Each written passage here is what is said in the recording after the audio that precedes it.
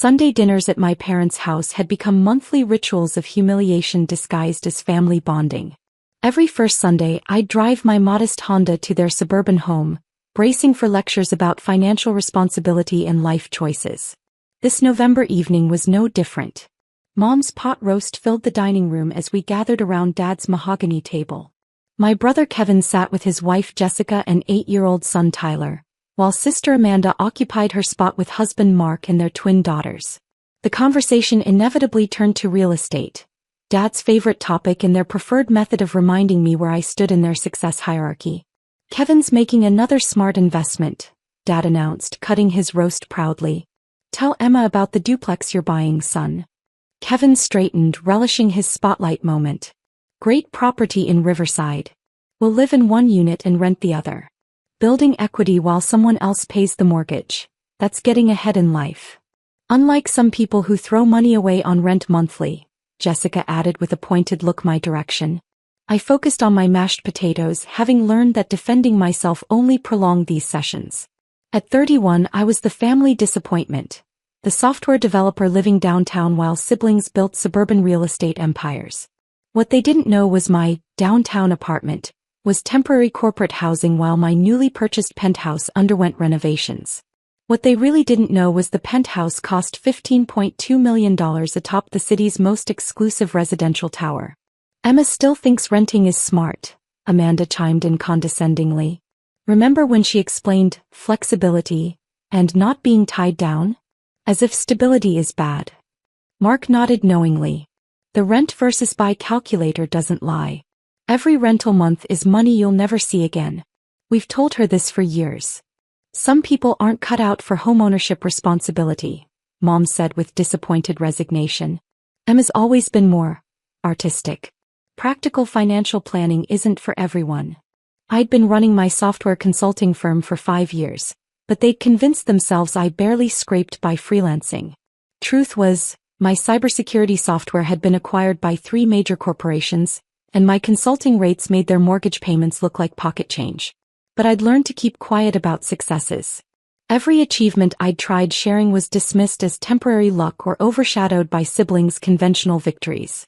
"The market keeps rising," Dad continued, warming to his favorite subject. "Kevin and Amanda understand that. They're building generational wealth. Emma." He paused, shaking his head sadly. "Renters forever." He chuckled at his wit. The phrase stung, but I maintained composure. I'd heard this lecture countless times, always delivered with pity and superiority. "Property ownership is American prosperity's foundation," Kevin added, enjoying his successful son role. "Dad taught us that. Some people never learn." Tyler had been quietly working homework at the table's corner throughout dinner. He was bright, always asking questions and genuinely curious.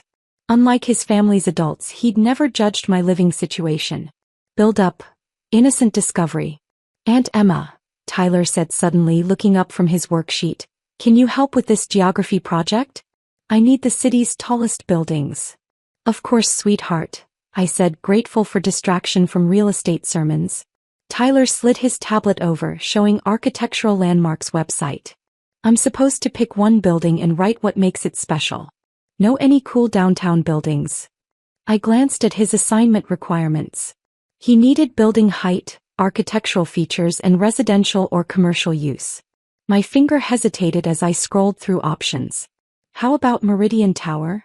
I suggested, pointing to a sleek glass structure. "One of the newest luxury residential buildings. 72 floors, amazing harbor views." "Perfect," Tyler exclaimed, clicking the building's information. "Says here penthouse units cost." His eyes widened, reading numbers. $15 million. Who has that much money? The dinner table conversation had shifted to Amanda's home improvements, but Tyler's exclamation cut through chatter like a knife. "What did you say, honey?"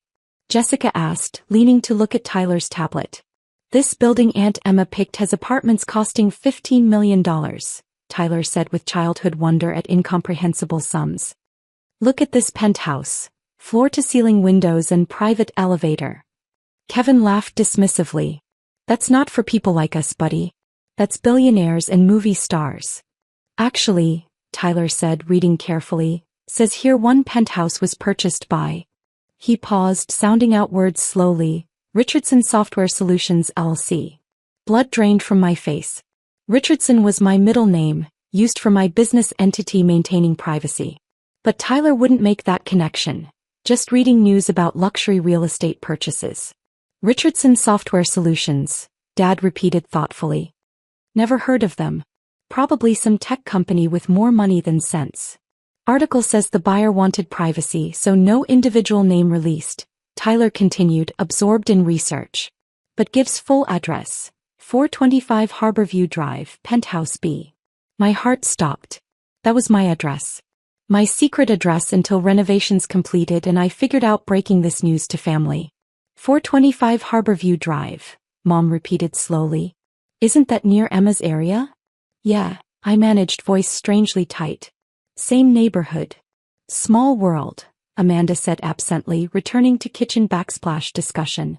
But Tyler wasn't finished researching. Look, even has penthouse photos, he said excitedly, turning his tablet toward the table. Master bedroom has private harbor balcony, wine cellar, whole entertaining floor. Images on Tyler's screen showed my penthouse in pre-renovation glory. Realtor photos captured soaring ceilings, wraparound terrace, custom kitchen soon updated to my specifications. Wow, Jessica said, leaning for better looks. Imagine living like that. What was that address again? 425 Harborview Drive, Penthouse B, Tyler read again. I watched in horror as Mom pulled out her phone. Let me Google this building, she said. Curious what 15 million actually gets you nowadays. My mind raced through possibilities. Maybe Tyler's article was outdated. Maybe multiple Richardson software entities existed. Maybe I could deflect this disaster before explosion. But as Mom's search results loaded, I saw her expression changing from casual curiosity to confusion to approaching shock. That's impossible, she whispered, staring at her screen. What's impossible? Dad asked, sipping wine. Mom's fork clattered against her plate as she set it down with trembling hands. According to property records, 425 Harborview Drive Penthouse B owner is listed American Samoa. She paused, voice barely audible. Emma Richardson. Revelation.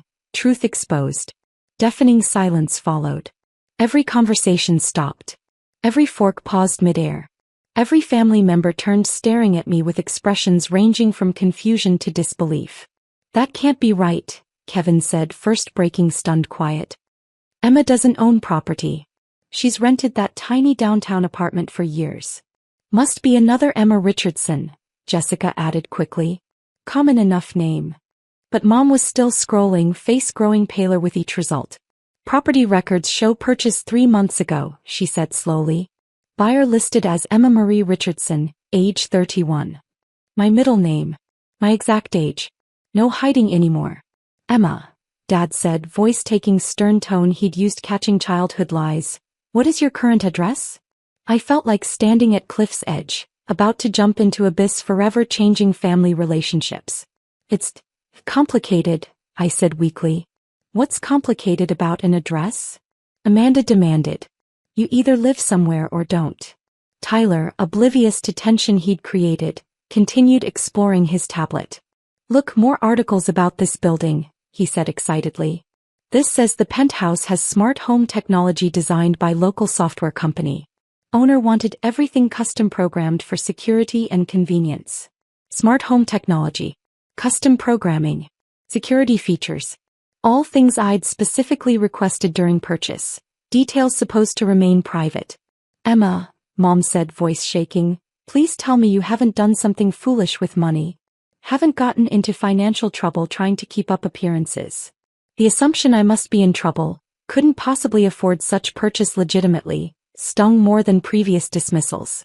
I'm not in financial trouble, I said quietly. Then explain this, Dad demanded, gesturing toward Tyler's tablet. Explain how your name appears on $15 million property when you've been telling us you can barely afford one-bedroom apartment rent. I never said I could barely afford rent, I protested. You all just assumed. We assumed because you live like someone barely getting by, Kevin interrupted. 10-year-old Honda, discount store shopping, no expensive vacations. If you had this money, why live like that? Because I learned from you, I shot back, patience finally snapping. You taught me flashy spending was irresponsible. You taught me true wealth was built quietly and carefully. You taught me not to show off. But $15 million? Amanda said, voice rising. Where did you get 15 million? Your little software consulting can't possibly generate that money. Tyler looked up again, sensing tension but not understanding its source. Aunt Emma, the article mentions the buyer's company creates cybersecurity software for big corporations. Is that what you do? All eyes turned to me again. This was it. The moment when years of careful privacy and deliberate understatement would finally crash down. Yes, I said simply. That's what I do. Mom was frantically searching her phone. Emma Richardson, cybersecurity, she muttered, typing.